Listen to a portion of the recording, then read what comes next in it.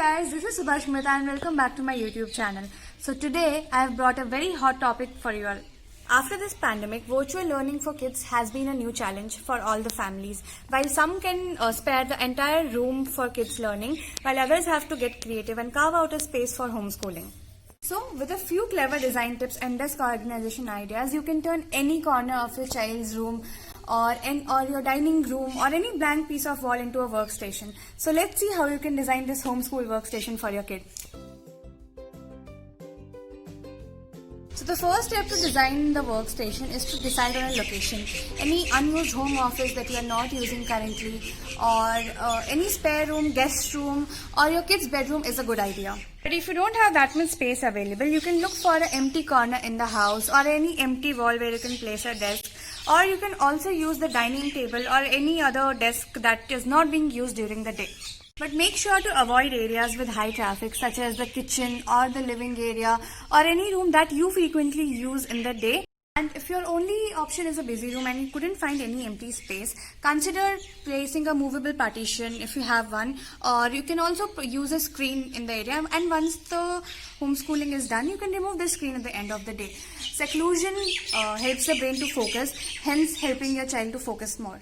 According to experts, daylight also helps the brain to focus. So try to choose a space where you have a lot of windows or an open balcony, like the light coming from the balcony, and with a lot of daylight. If you don't have any such space, you can also use a room with a lot of lighting, or you can add any floor light or any lamps to increase the light.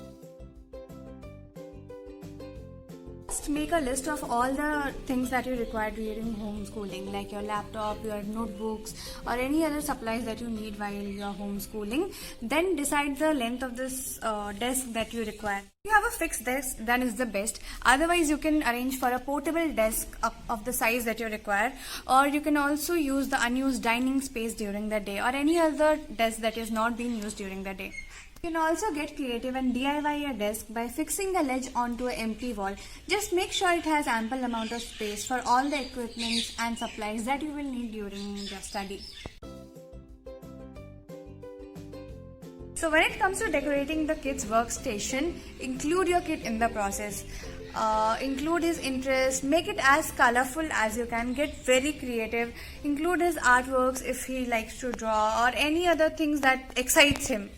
Make the space colorful and as personalized as you can, because colors inspire positivity and productivity.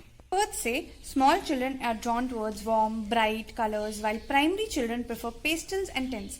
Middle school children enjoy colors like greens and blues, while high school students prefer darker colors like dark green, grey, navy and violet. Keep your child's desk organized at all times while he's trying to learn. An organized space oozes positivity, and that is very important for the kid to focus on learning.